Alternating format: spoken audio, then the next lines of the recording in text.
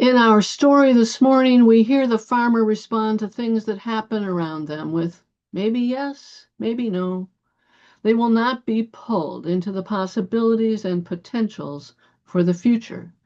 The possibility is not a fact. It is not the truth. The future is unknown.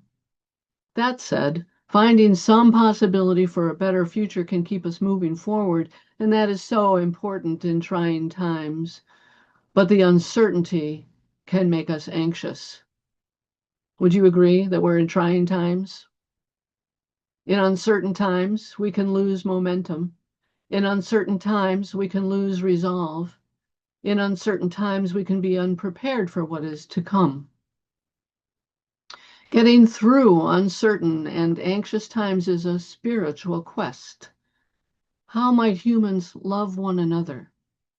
How might we transform ourselves and the world to create a beloved community? What practices should we do personally and collectively? It's a spiritual quest.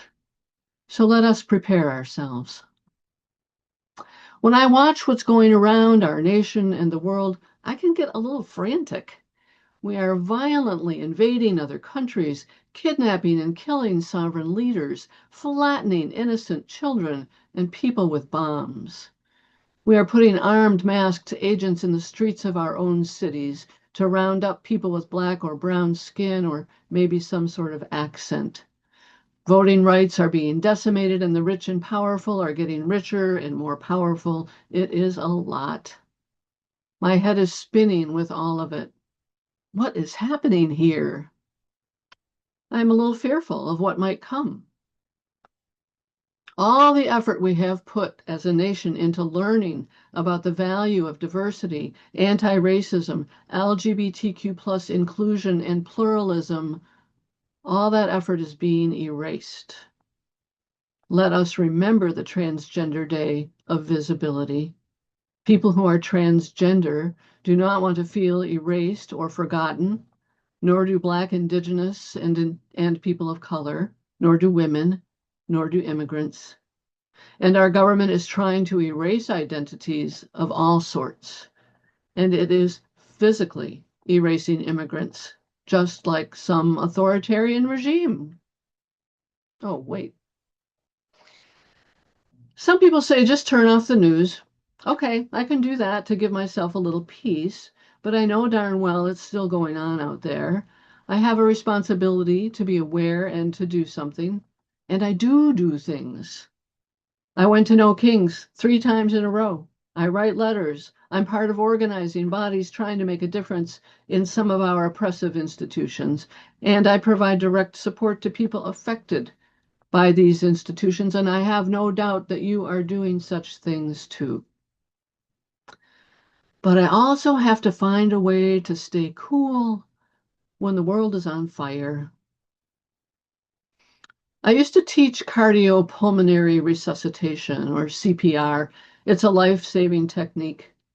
We were always taught to analyze our surroundings for danger before we jump in to help. Is there a power line down? Is a fire approaching fast? I had to notice and not react. We had to take care of ourselves if we were going to take care of anyone else. Now, that is not the same as putting ourselves first. When we put ourselves first, we ignore the need in front of us. When we protect ourselves so we can act, when we stay steady, when we have our values in mind, we move forward with care and intention. There are 2 practices, at least, that we may want to consider in order to stay cool when the world is on fire. One is to practice calming yourself in advance when emotions start ramping up. The other practice is to stay in kind, loving relationship with the people around you and in front of you. It means being in community and loving your neighbor. The 2025 Brazilian movie Secret Agent was set in the 1970s. It was nominated for 4 Academy Awards, and I can see why. I hope you get a chance to see it. Brazil at that time was an authoritarian country. Those in power did not tolerate pushback from anyone and used extremely violent means to stop them. The anxiety in the film was palpable. Everyday life was filled with anxiety. Who was watching? How can you stay safe? How do you resist without being killed? While the US has not reached that stage for the white majority, it is happening for our immigrant siblings. And I know I feel the anxiety too, even though I am quite privileged. My personal risk is very low. Given that, I feel I need to be one of the people who speaks up. And when I put myself out there, I want to stay cool when the fear and anxiety begin to ramp up. I've been learning about trauma-informed care and using body-centered or somatic practices for quite a few years now. It it feels to me like we're in traumatic times and it's becoming a chronic state.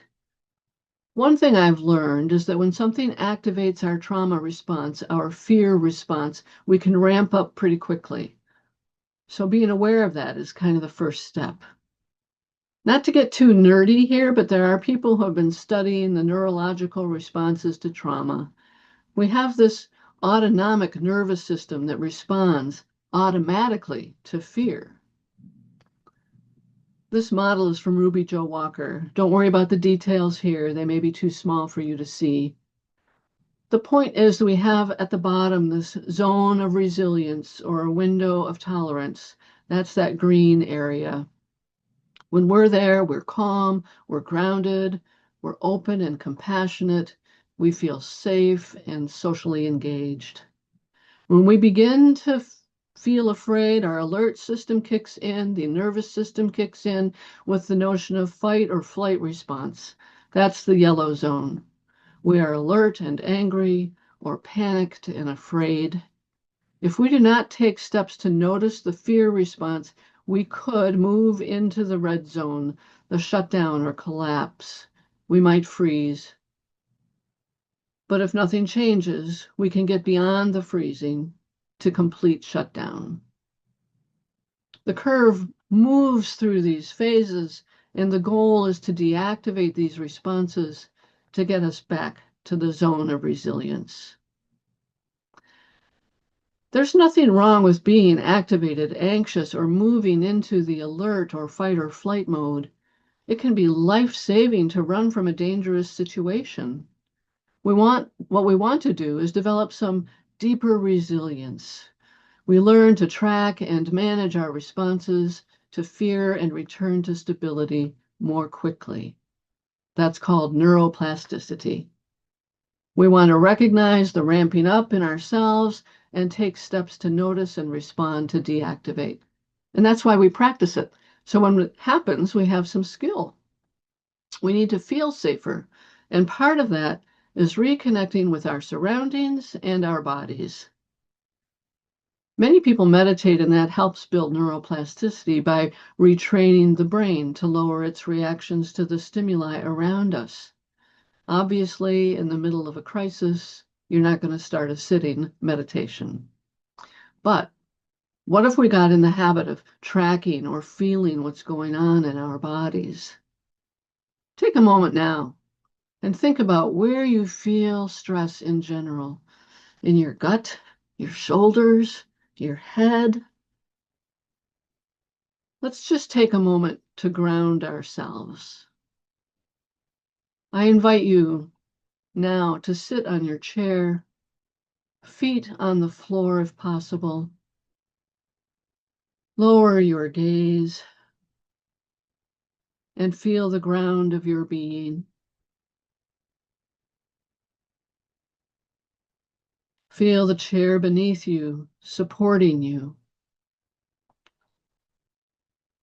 Feel the back of the chair, adding support.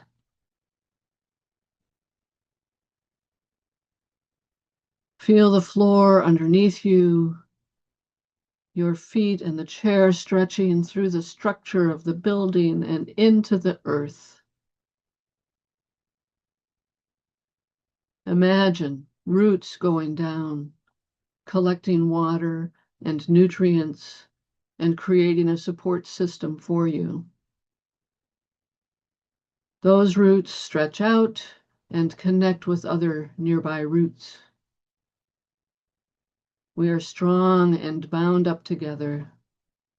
Take some breaths if that's comfortable for you.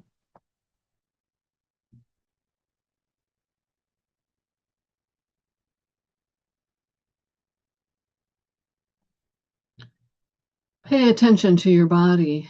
What do you feel? Is there tension somewhere? Maybe it's relieved a little, but maybe there's still an ache in your gut or your head. Can you place your hand on it? Imagine what that spot looks like.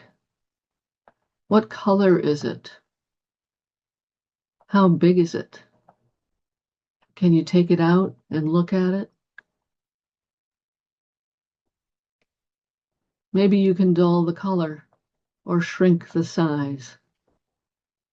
Just imagine.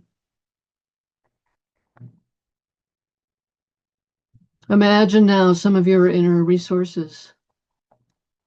Think about a time when you felt calm and at peace.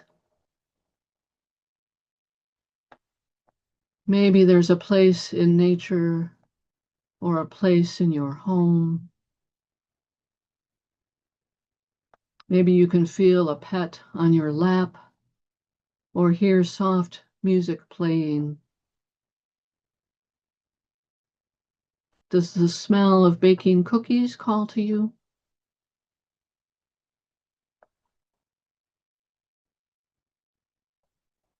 Now that you've seen it, felt it, smelled it, heard it, maybe the tension has lessened. I invite you to return to the space you are in. Feel the chair still beneath you. Begin to open your eyes and take in your surroundings. Do you see the color green anywhere around you? Feel free to shuffle your feet, move your wrists, open up the joints in whatever way feels comforting. Let your breath do what it wants to do.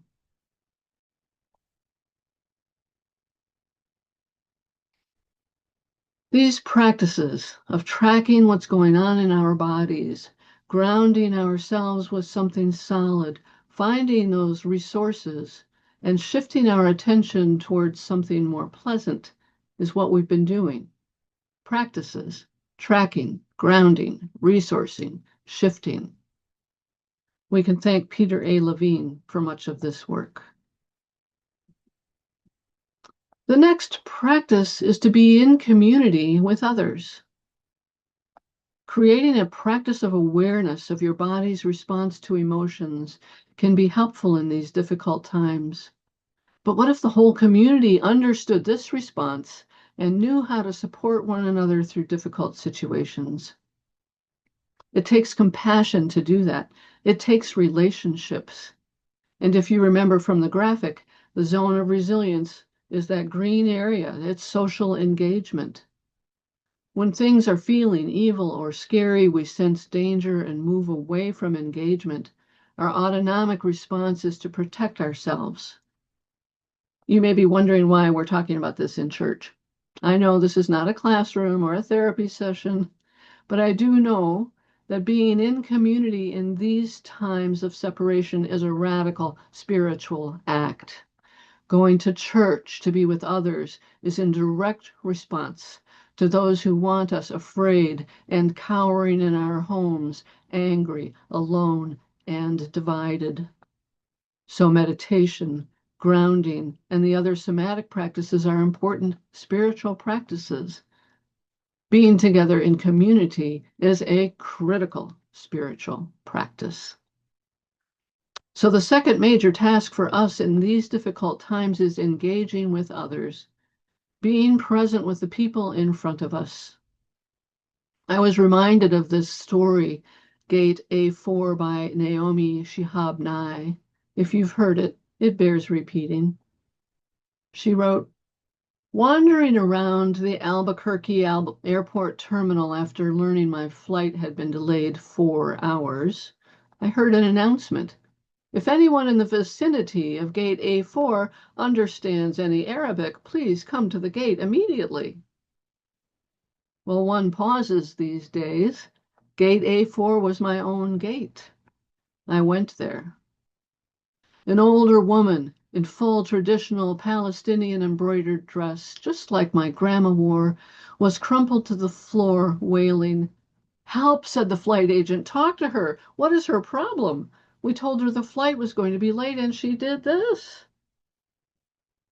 I stooped to put my arm around the woman and spoke haltingly.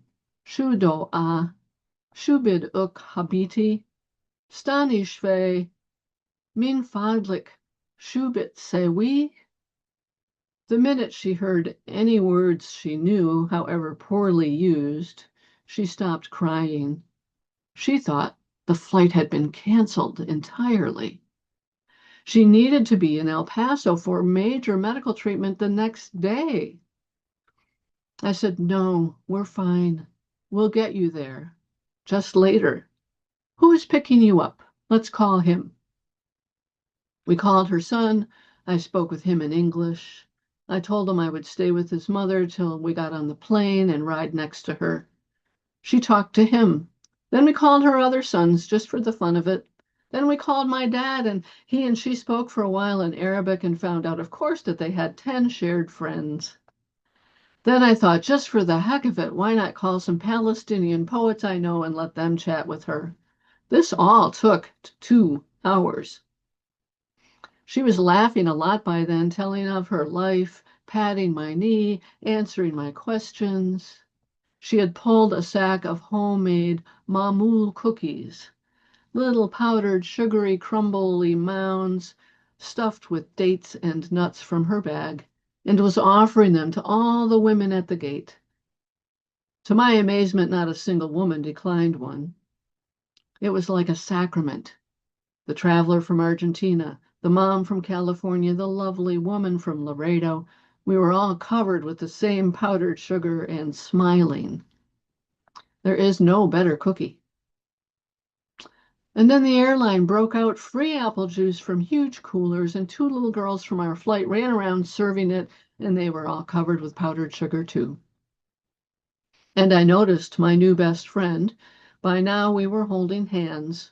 I noticed she had a potted plant poking out of her bag, some medicinal thing with green furry leaves. Such an old country tradition. Always carry a plant. Always stay rooted to somewhere. And I looked around the gate of late and weary ones, and I thought, this is the world I want to live in, the shared world. Not a single person in that gate, once the crying of confusion stopped, seemed apprehensive about any other person. They took the cookies. I wanted to hug all those other women too. This can still happen anywhere. Not everything is lost. My friends, do you see what happened here? Care for one became care for all. Care for one quickly became community. People were in a similar situation. Differences, yes, but shared. By joining together with conversation, food, and story, they made an anxious situation into a loving one. Does that sound like church? A place where we talk, share food, tell stories, sing and pray together? Such communities are necessary to our ability to resist the anxiety of these times. You may think of them as normal, but they are extraordinary. Diana Butler Bass wrote this in her Substack blog, Normalcy as Resistance. She wrote, I realized that all year I've been reaching toward this idea how everyday life, lived with intention and attention, informed by but not afraid of the news, grounded in gratitude, faith, and love, is our strongest force for goodness, against authoritarianism. Indeed, the beauty of normal may be our superpower in the face of evil. May we use our superpower of love to stay steady and cool when the world is on fire. On this Palm Sunday, Jesus was riding into Jerusalem, greeted with hosannas. The future was uncertain and unknown, but during that following week, he prayed, broke bread with friends, cleared the temple of money changers. He told the truth. He stayed on message. As Unitarians, we do not recognize Jesus as God, but we can learn from the stories attributed to him, especially love thy neighbor. When you leave today, honor diversity, cultivate community, and find calm in the storm. May it be so. May we make it so.